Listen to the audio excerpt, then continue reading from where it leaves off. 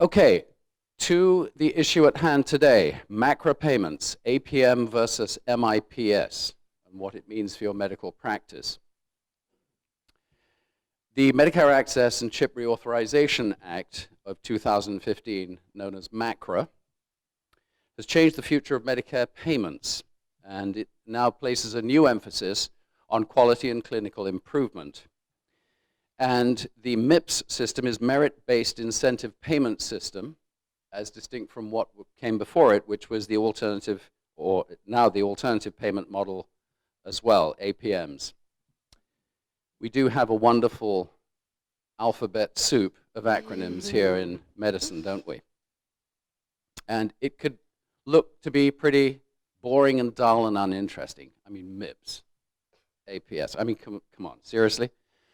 Well, let me tell you, this is actually very, very important. It deals with Medicare access, among other things. And what do we know about Medicare? Well, it's to do with people over 65 who have the extraordinarily unusual distinction in the United States of having virtually universal coverage. In theory, the practice can be a little different. So let's talk about this. In 2012, there were 43,145,000 Americans over 65. That's a pretty big number. And driving in this morning, the headline on the Florida news was that the Villages grew by 4% last year. The Villages, as you know, is this community to the north of Orlando. So if you doubt that the silver tsunami is with us, the Villages now numbers 119,000 souls. That's pretty significant. And in 2009, the average cost of health care for people over 65 was $9,744 a year. So how this is reimbursed is not a trivial matter. And as the former late senator from Illinois, Everett Dirksen, is famously quoted, and some say misquoted, as saying, "A billion here, a billion there, pretty soon you're talking real money." So I did the math, and this number comes out at $420 billion. So I think we can all agree that any change in that, however minute it might be, could be a very compelling number. And with many private practices struggling to survive, any change in that level of medical reimbursements is critical for those healthcare professionals to be aware and forewarned about. So, by a show of hands, who thinks that what we're talking about here today is some stealth attempt by the government to pay doctors more money? One hand goes up. Who thinks it's to pay them less money? Okay, quite a lot more. Well, one of the privileges we have here at MOROF is to have absolutely wonderful speakers who are able to bring us superb, up-to-the-minute information. So I'm delighted to welcome the experts here from the UCF Regional Extension Center as they do the reveal on whether it's more money for doctors or less and how it will affect you in your practice. So I'm delighted to welcome Kelly Dunn-Lowenberg. This is Kelly on the left. She is a former teacher, and the thing about her is you cannot scare her because she has faced down children in the classroom. And let me tell you, this really excited me. Your passion is coding and auditing. Excellent. Someone has to do this, and I'm glad it's not me. I'm glad it's you. And let me also welcome Kelsey Jacobs. Kelsey has a background in practice management. You've probably seen their bios. By the way, I don't read those. They're very dull. And she is an expert in patient-centered medical home services, and her passion is practice administration. So, please, MOROF members, help me welcome our speakers today. Good morning. Again, my name is Kelly Lowenberg, and we are here to talk to you today about MACRA, Incentives to Outcomes. Okay, so first, what is MACRA? As we said, MACRA stands for the Medicare Access and Chip Reauthorization Act of 2015. Now, the first and most important thing that this legislation did was it repealed the Medicare Sustainable Growth Rate, the SGR, that calculated the payment cuts for physicians. And that took effect immediately. The next thing that will be happening with MACRA is it establishes an alternative set of predictable and annual baseline payments with 2 payment tracks. The first, which is the track that I'll be talking about, is the merit-based incentive payment system, which is MIPS, and then Kelsey will talk to you about the alternative payment models. So first, the timeline for the MACRA implementation. As we said, the SGR part of the law took effect almost immediately. From July through December, the Medicare physician payments increased by 0.5%. Now, for this entire year and through 2019, Medicare physician payments will increase by 0.5% each year. Now, once January 2019 starts, a practice will decide to enter either an alternative payment model or the MIPS track. For 2020 through 2025, the Medicare physician fee-for-service payments will stay at the 2019 levels. There will be no additional increases to that level. So, how does this apply to MIPS? First, what is MIPS? Well, MIPS is a new system of reimbursement for Medicare providers. It takes 3 current programs, Meaningful Use, Physician Quality Reporting System, or PQRS, and the Value-Based Modifier, the VBM, and puts them into one big program. So, contrary to how it was presented in other forums, Meaningful Use is not going away. Some people were very excited. They said, we don't have to do MIPS because Meaningful Use is going away.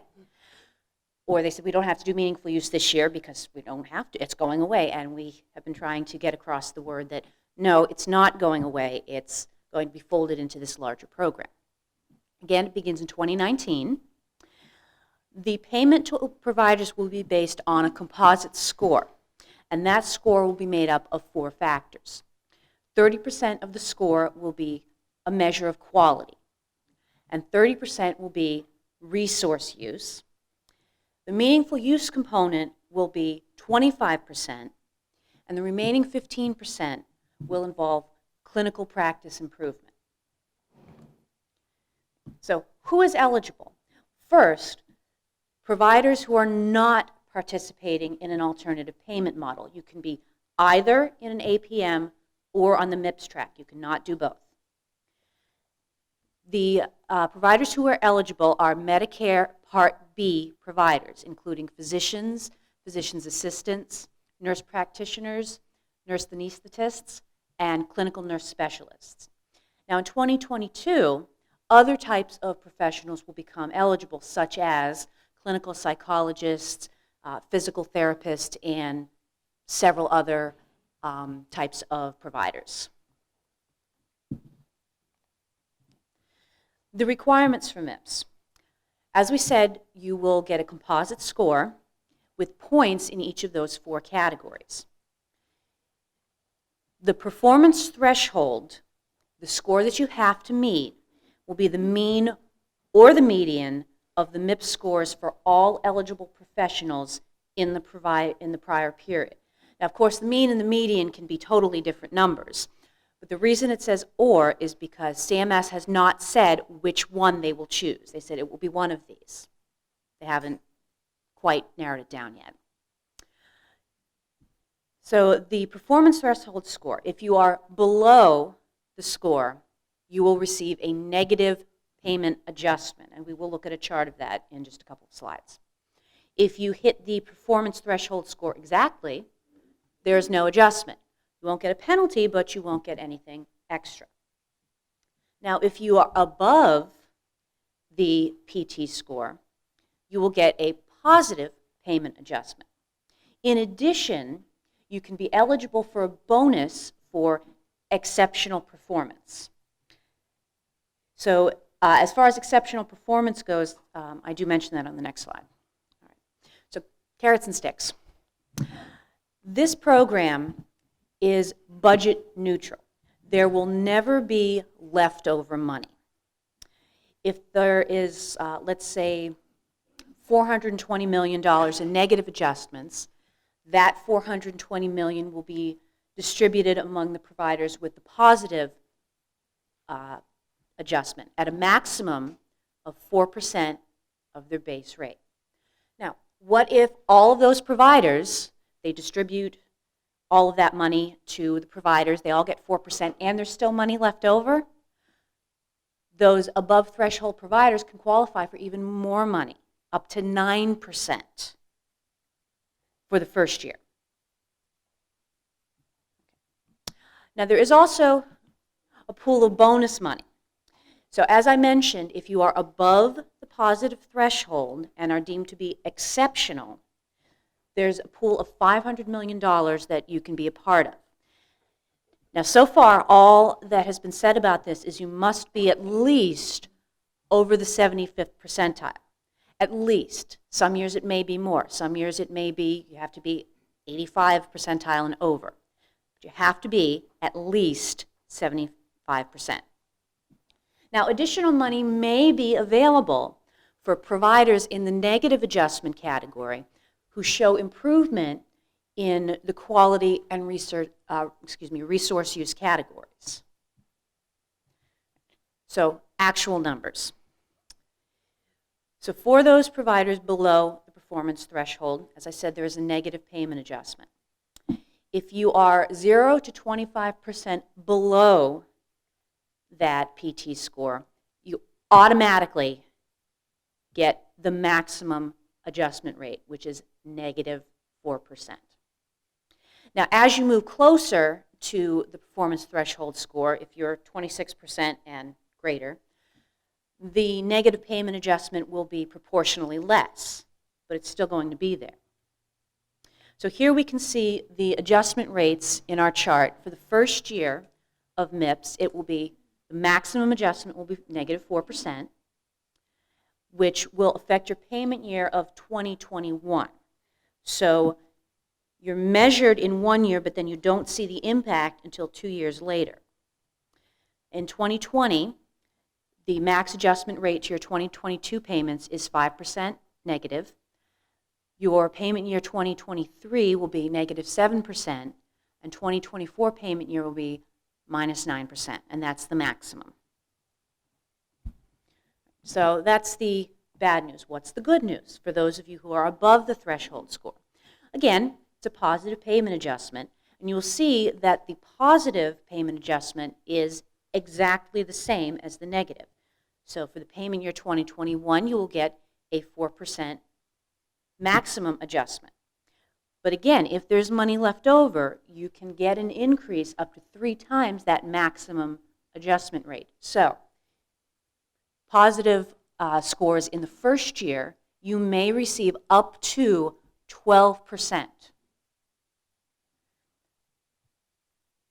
And you can see the other numbers right here. Maximum of 15% in 2022, maximum of 21% in 2023, and a maximum of 27% in 2024. Okay, so small practices. $20 million has been set aside for the next 4 years so that appropriate entities can provide guidance and assistance to practices that have fewer than 15 providers so that we can help you improve your MIPS performance. So appropriate entities would include regional extension centers, quality improvement organizations, other regional health collaboratives, things like that. Now an EP, or an eligible provider, or a group with up to 10 eligible providers can form a virtual group. They can combine their resources, and their performance will be measured based on the combined score of everyone in the group. So this can be very helpful to small practices who might not have a lot of resources. Now, who can be a group? The group can be based on geography or specialty. Geography is another term that has not really been defined yet by CMS. We don't know if that means within the state or within a region like New England or the Middle Atlantic. Geography is the only word they've used. So a few other important things you should know about. Every year, the Department of Health and Human Services will announce which quality performance measures will be used in the forthcoming period. They'll release a list and the providers will be able to choose from that list. So let's say there are 30 things on the list, maybe they'll have you choose 5. This is another area where they haven't given anyone exact numbers. They said this is going to be the process. Now, this is where a lot of people got confused about meaningful use. The separate payments and adjustments for meaningful use will end in 2019. Just the payments, not the meaningful use program. You will still be measured on meaningful use. That will be, well, as we saw in the pie chart, 25% will be related to meaningful use. You just will not have a separate penalty for it. The same thing with PQRS and the value-based modifier. They are not completely going away, just the separate penalties and bonuses for them. Those categories, those quality reporting measures, will be part of your quality category. CMS has said they will publish the final rule regarding MIPS by the end of this calendar year. The public comment period will open soon.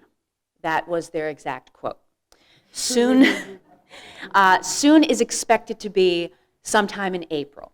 And it's been our experience that when they release the document for public comment, that in that document is about 75 to 85% of what will end up in the final rule. So it'll be a good time to look at what they're proposing and make comments on what you see. Anyone can make a comment. You don't have to be a provider.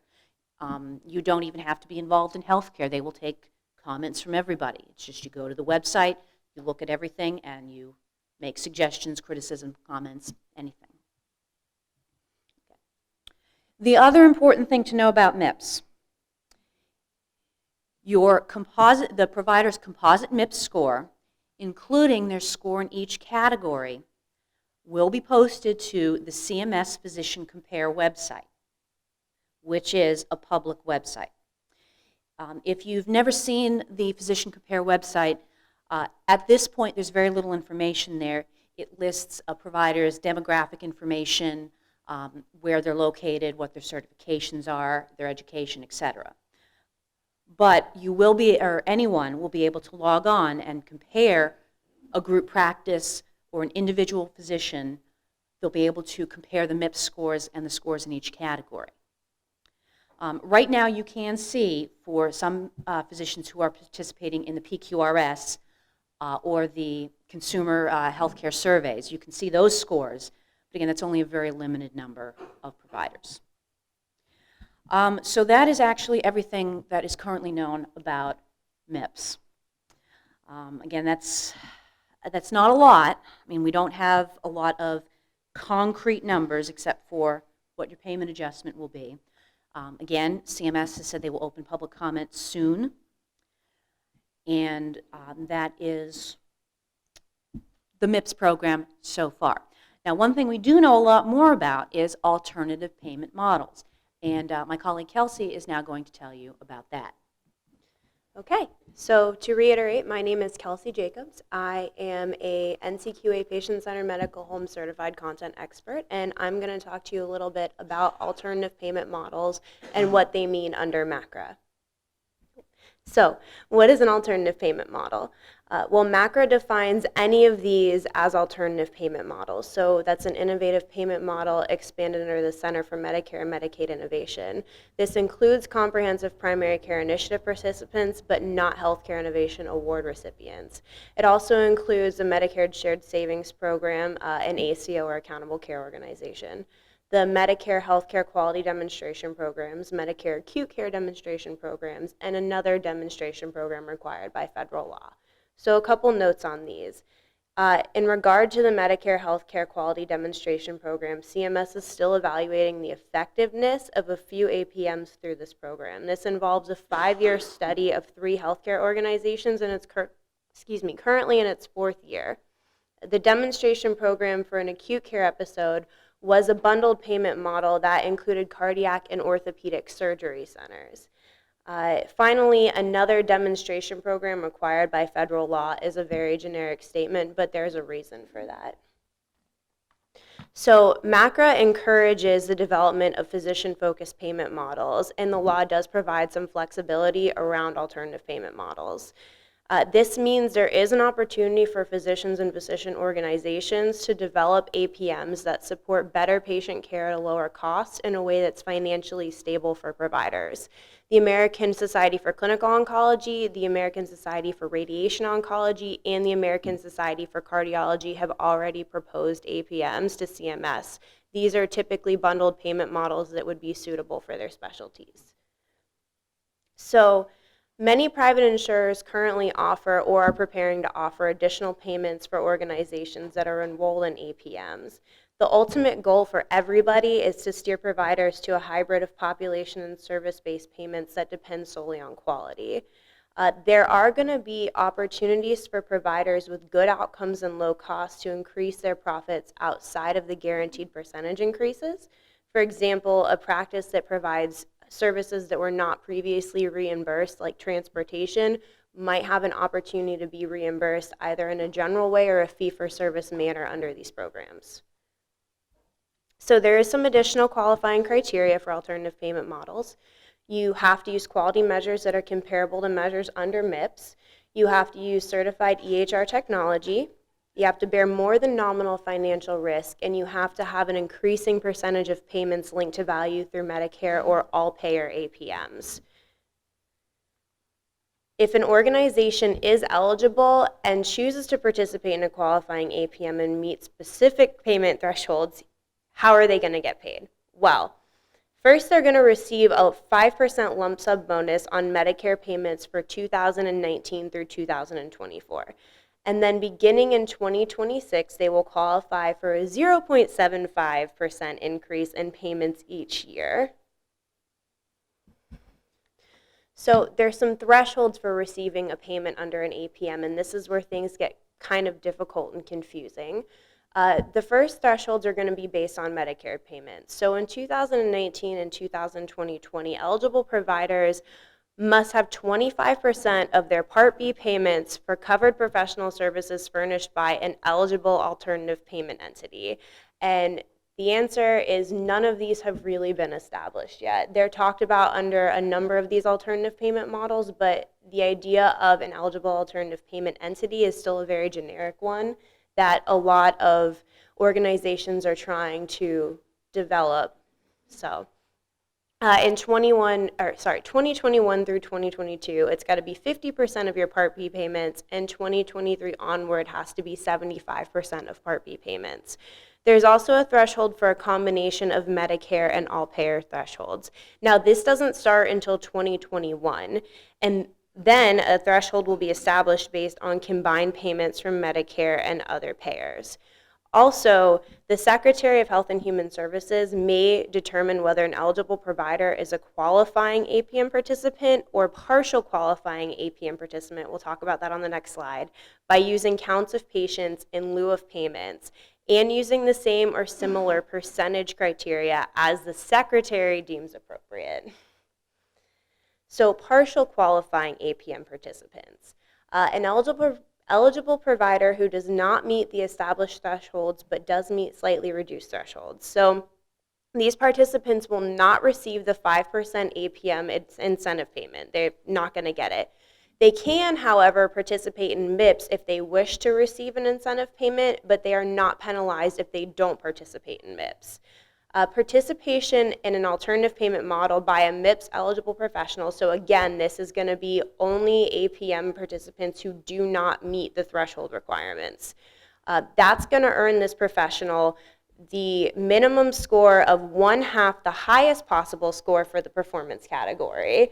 Right, so again, we have no idea what these numbers are going to look like, what these thresholds are going to look like, but in the performance category that Kelly referenced earlier, if you are a qualifying APM who does not meet the threshold and you opt to participate in MIPS for a bonus payment, that means that for the performance category, you will get 1/2 of the highest possible score. So why would you choose to participate in an alternative payment model? So Clinicians will have a greater ability to coordinate care. There's going to be some flexibility in care delivery and adequacy and predictability of payment. There's accountability for cost and quality that physicians can actually control as opposed to a random number they're expected to meet. And there will be more financial stability than clinicians who participate in MIPS. So here are some examples of APMs. We're going to go into a little bit of detail on most of these. The first one is the patient-centered medical home, or PCMH, or a comparable specialty practice. We'll talk about that in a second. Also, payment for a high-value service, condition-based payment for physician services, multi-physician bundled payment, physician facility procedure bundle, warrantied payment for physician services, episode payment for a procedure, condition-based payment, and Medicare Advantage alternative payment models. So some of these are already in existence, so you might be familiar with them, but I do want to talk quickly. The Medicare Advantage alternative payment model, that's going to be, it's not really for certain yet. The Secretary of Health and Human Services is examining the feasibility of incorporating these alternative payment models into the Medicare Advantage payment system. The study is supposed to be submitted to Congress no later than July 1st of this year, so we'll have a little bit more information on that when the final rule comes out. So, patient-centered medical home. It's the most common alternative payment model, that and ACOs.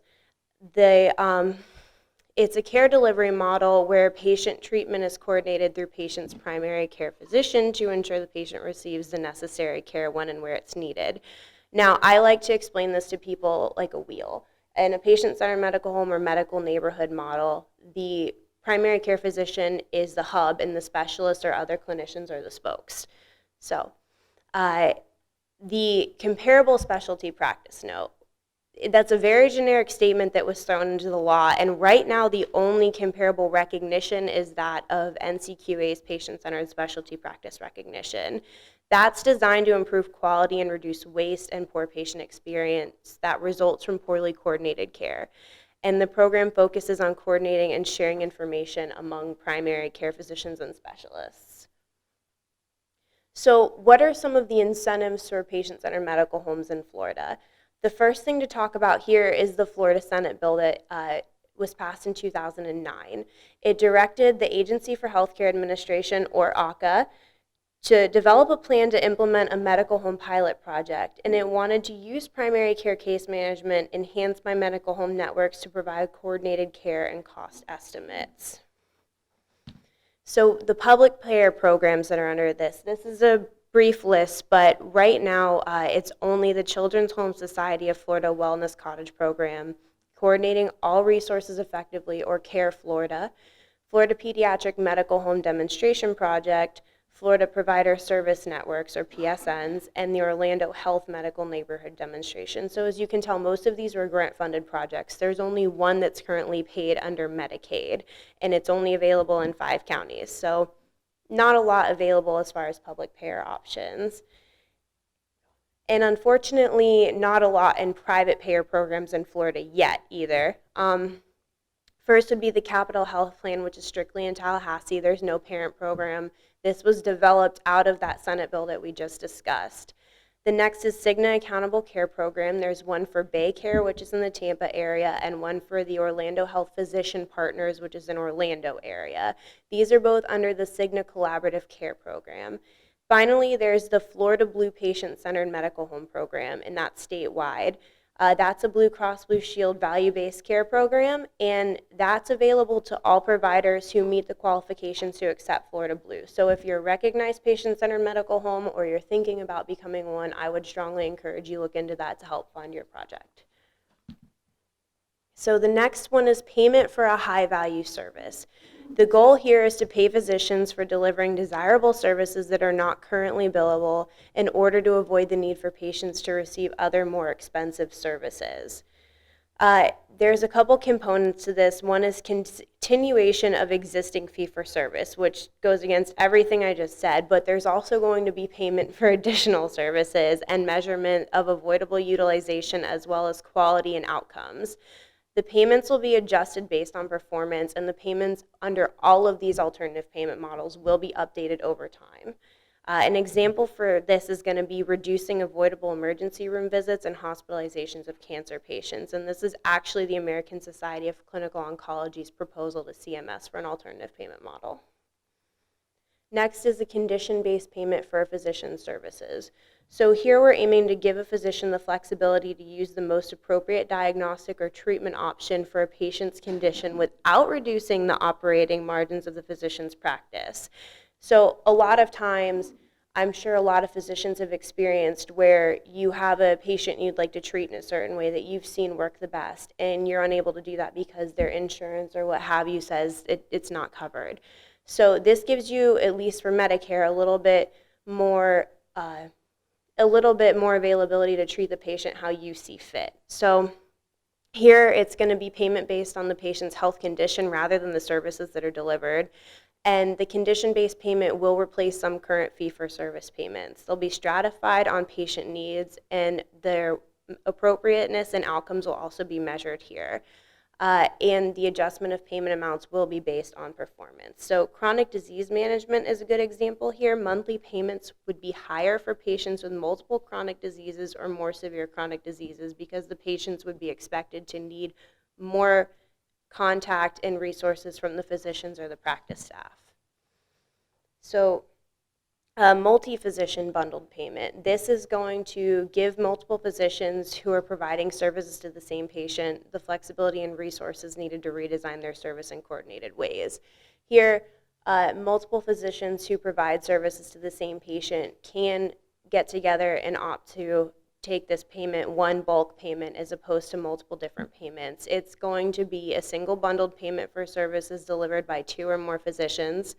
The bundled payment might supplement or replace current fee-for-service payments to the providers, and the patient has to agree to use the multi-physician team for services.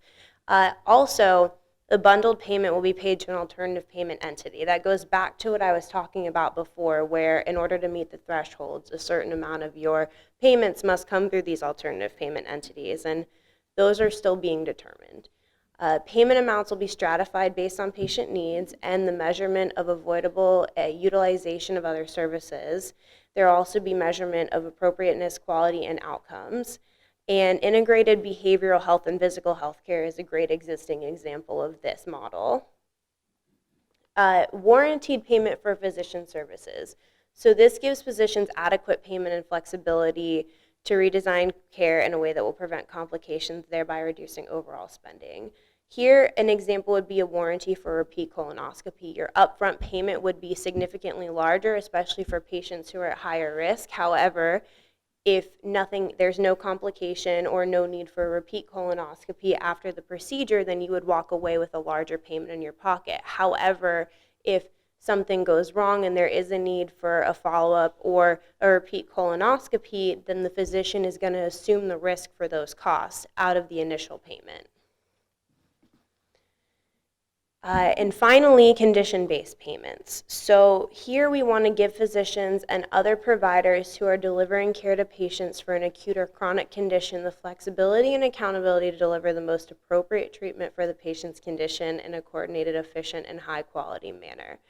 So payments are going to be based strictly on the patient's health condition. It covers multiple treatment options delivered by all of the providers. So again, this is a model where you need 2 or more providers again. The patient has to agree to use the provider team for all services related to the condition. The payment's going to be paid to an alternative payment entity, and payment amounts will be stratified based on the patient needs. There will be outlier payments and risk corridors for patients with unusually high needs, and again, measurement of appropriateness, quality, and outcomes. So chronic disease management. Billing for monthly payment for the management of a chronic disease that would cover services of all physicians. So if you have a patient with rheumatoid arthritis, this is going to cover both their primary care physician, rheumatologist, and any other clinician that would be involved in the care for that specific condition. That brings us to the end of our presentation. We can take some questions. Yes, sir. Well, thank you. Does anybody remember Doc Hollywood? Okay. Does anybody long for the simplicity of that kind of a medical environment? This is like a plate of spaghetti. I can understand why concierge medicine is really a growth trend. Mitchell was first, and then George. Very informative, if not convoluted. Mitchell Gordon, I'm an independent insurance broker, and I specialize in Medicare. I'm actually getting ready to leave to teach 2 seminars today. 2 questions very quickly. Is there going to be a place for the doctors to go to have someone explain this whole system so they'll know how to choose? And do you think a few more doctors are just going to drop out of the system completely with the insurance, because this is beyond convoluted compared to even what Medicare is for the patients? So I'm thinking a lot more doctors are just going to say, the heck with it, I'll just take concierge, I'll just take cash. But is UCF or is any place else developing a place for them to go? Because if I'm a physician, where do I go to make a choice? How do I learn what all this means? Well, I know at the UCF-REC we are working on developing a larger education program. As we learn more about MIPS and APMs, we are going to be developing a one-stop shop, if you will, for physicians and other providers to learn about these services. That's what the grant I referred to, the $20 million, to help entities develop programs to educate providers and to help them achieve APM recognition and to help them on the MIPS track.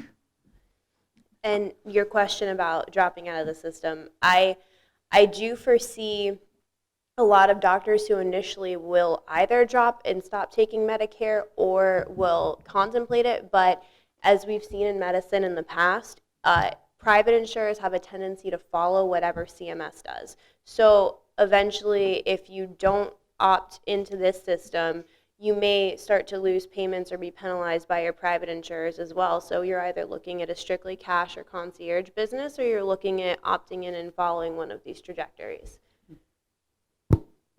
Thank you. Next question.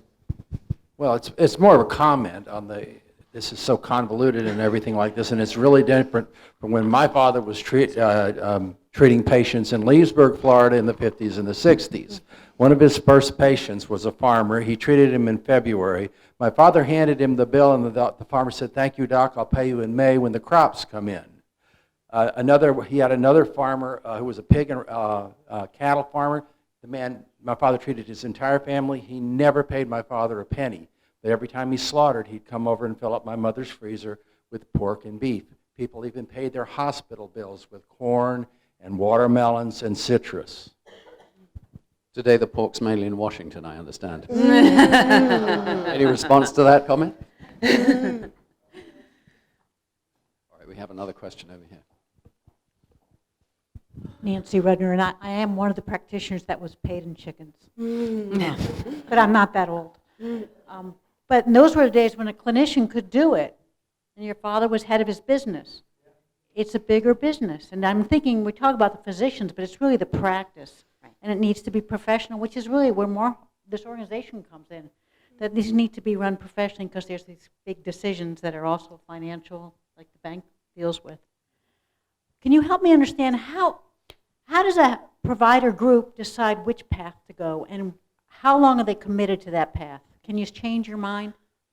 Well, as far as choosing which path to go on, there are advantages and disadvantages to each system. Basically, to sum up, the advantage to MIPS is that you have less of a cost outlay at the start of it. You will, of course, need to measure your quality and things like that, but there's less of a risk at the front end. However, on the back end, the negative is that you're not going to know how much your Medicare income will be, because you have to meet this score, and then are you going to be below it, are you going to be above it, how far?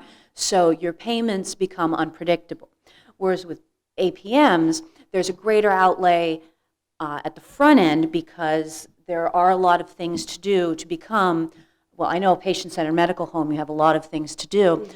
Probably for these other alternative payment models, there will be a lot of those other steps you have to take to be recognized as an alternative payment entity. So there is a greater risk at the front for the APM providers. But as Kelsey mentioned, your payments will be a lot more predictable. And there's also not that penalty that you'll find with MIPS. As far as can you switch back and forth, that question has not been answered yet. CMS has not provided any guidance on how they will do that.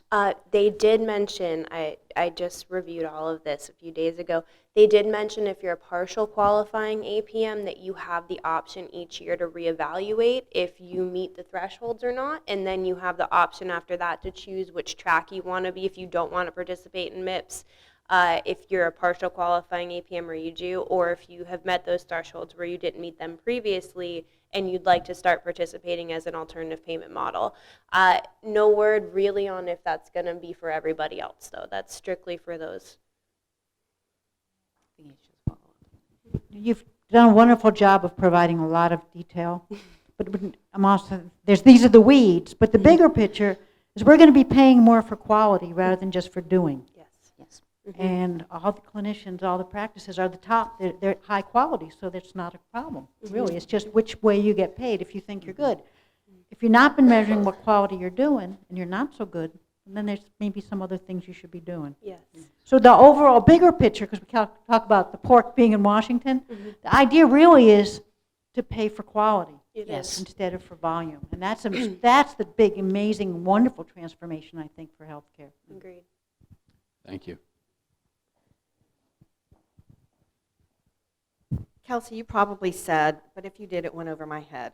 So you did mention that there's a 5% lump sum bonus from year 2019 to 2024 under APM, and then beginning in 2026, there's a 0.75%. What about 2025? Is there a rest period, or? And there's actually, I'm assuming it's going to be a rest period, but to be perfectly honest with you, it's not in the law. So I don't know if it's something that they're going to develop later on, or I don't know if they're going to give it a bit of a break in order to evaluate the effectiveness of what they're doing. But right now, there's nothing for 2025. That's an excellent question because I had the same one. So. I had a question regarding the bundled payments. Is this kind of on the same track? I'm trying to visualize as far as, say, capitated payments, Yes. or based like when we were part of an IPA. So it's the same kind of. It's very similar. Actually, a few of these, but bundled payments specifically, are really similar to capitated payments. And yes, the bundled payment model, it's going to be one lump sum that's going to be dispersed amongst all of the physicians involved as part by this alternative payment entity. So the amount, it is going to depend on what you're providing the patient and the patient's condition. But there's a couple examples of the bundled payment models. Like I mentioned, they did orthopedic surgery centers and cardiac surgery centers as a study via CMS, and they had a lot of success with it. The providers were happier because they felt that they had increased their revenue, but CMS was happier because there was specific quality and it eliminated a lot of waste. In my experience, we were part of an IPA for a period of time, and we got a one lump sum, say like $30,000, and it was distributed over a variety of physicians providing services. But what happened is that depending on what services the physicians were providing, like we would get a payment for sometimes nothing and say, oh, you just get the patient's copay because this doctor did 5 surgeries, and even though you did, say, like 2 ingrown toenail procedures, the surgery, services got more reimbursement than we did because we're doing in-office procedures. So I'm wondering what the fairness would be and who's the one who's going to be elected to distribute the payment so it is fair. So currently the way it reads is, for the example of bundled payments, all the physicians who are involved are going to determine the distribution and things like that. They're going to select an alternative payment entity who will then distribute the funds to them in the way that they decided. So I agree with you. I've seen that happen, and I would say, before you go into an APM with other providers or other clinicians, make sure you know who you're going into business with. And I would recommend that anybody who's considering the APM track, look at some of the models that are not necessarily giving you a lump sum payment to other clinicians, like the patient-centered medical home and things like that, because it does give you a lot more independence, but you still have the ability to coordinate care as a part of it. One more question. You've referred a lot to the term alternate payment entity. That's one question. Is there a definition for what an alternate payment entity? And then I have a follow-up question. Okay, so not exactly. An alternate payment entity is going to be, it can either be a private organization who receives and distributes payments, or it could be an insurance company. If you look at the all-payer Medicare combination threshold, for example, it could be any private insurance company that reimburses you differently for being part of an alternative payment model. So there's going to be a couple different options there. And my second question is, all of these are measuring providers on their services and their quality. PQRS is going to be one component, meaningful use. You know, when you're trying to meet some goals, it's kind of important to know what all the components are. Are there other components besides PQRS? And I mean, I know on the pie chart, 25% is this, but is there some place that we can find further explanation or definition for what, I mean, we all know at this point what PQRS and what meaningful use is, but what are the other pieces and how does that break out? What do those words really mean? Unfortunately, they have not defined those terms yet. They've just said you'll be measured on resource use. Well, how are we going to be measured? What does it mean to use a resource? Right. You'll be measured on resource use. So, you know, as I said, unfortunately, until the public comment period opens, we won't have any of these kinds of definitions. So, unfortunately, that's the answer for right now. What has been said is that the types of things that are being measured now by the PQRS will fold into the quality category, and meaningful use will fold into the meaningful use category. But as far as quality improvement and the other terms that were used in the pie chart, they have not defined them. Hi there, good morning. I actually had that same question somewhat on how that all was working together, and I know there's a lot of overlap between PQRS and meaningful use, and it's always been, okay, I'm doing double the work to report to two different entities, Right. to merge those into one program. And with that happening, are we going to see, obviously, stage 4 rules and then PQRS rules? I mean, there's going to be somewhat of a merge there, or they're still going to be kind of separate? They are going to be merged. You will only have to submit to one place. Versus I should put the caveat first that as we understand it right now, you will only have to submit to one place. CMS can change their mind. Right. They do frequently. So as of right now, that's what we know about that, is this will all be kind of submitted to one place.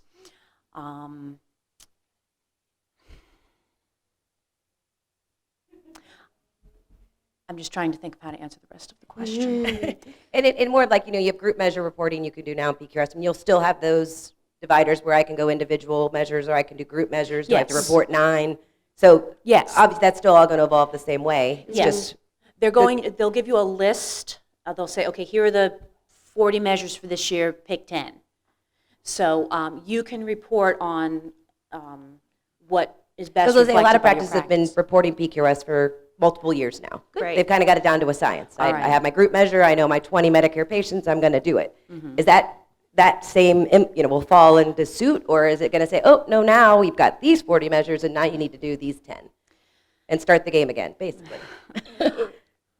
I believe, the way I've understood it, but Kelly would know a little bit more, I think that it's going to be 40 measures for the entire MIPS track, for example. So for all of MIPS, this is including your PQRS, your meaningful use, your resource use, everything else, you'll have 40 measures to pick from, say, that meet any number of those pieces of the pie, and then you'll report on 10. And, as long as you have one from each category or so, then you'll report all of those measures to the same place. So, and I don't think, to answer something you said earlier, there's not going to be like meaningful use stage 4 and things like that. That's It's been- yeah, okay. it's going to Right. be options that are similar to the current meaningful use that are going to be part of your Of that 40 question Exactly. list, basically.